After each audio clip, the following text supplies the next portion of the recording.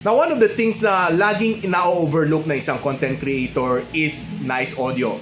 Right now, I'm recording straight sa aking smartphone without a microphone. Without a wireless microphone. And hawak ko dito is the Boya Mini.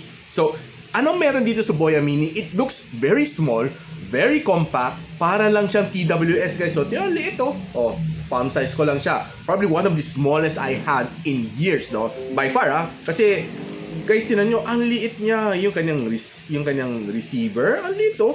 Pwede mo lang salpak sa ilalim ng smartphone. And yung microphone niya, guys, is really, really small. Sobra niyang compact. So, next time, I don't think that there's any reason for you to say na ang bigat ng microphone ko, ay ko bit-bitin. Just using the audio from your smartphone is not enough. You can have the best quality video, pero kung ang audio mo is sabog, hindi ka rin maintindihan ng iyong audience. Right now, kakabit muna natin para mapakinggan yung ganda nito microphone na ito. Ngayon guys, I'm recording using the Boya Mic Mini. And I would tell you na honestly, I love yung kanya noise cancelling. Right now, naka noise cancelling mode tayo. And it's really nice. Oh. Hindi ko rinig yung mga ingay ng electric fan ko, ng aircon ko, and some of the other external noise dito sa aking paligid.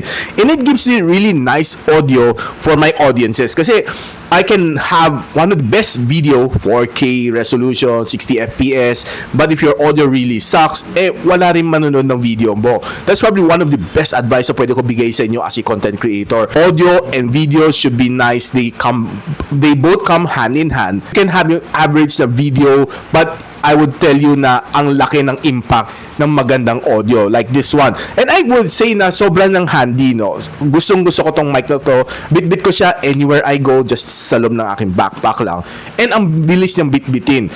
One full charge can give me, I think this one can last me for 10 hours of recording. And dalawang microphone niya, by the way, no? So I have a backup din dito. So dalawa sila, no?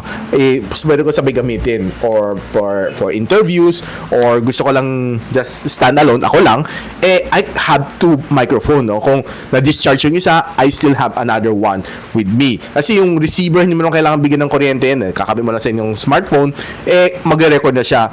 Wala kang maging problema dyan, no? Now, the next time na sabihin sa inyo ng friends mo na ang bigat ng mga microphones, tell them na maganda itong Boya Mini, so light, so compact, just like bringing another TWS inside your pocket. So paano yan guys? Invest on your journey as a content creator with the Boya Mic Mini. Just simply check the link on the description box below or click the yellow basket. I'll see you around.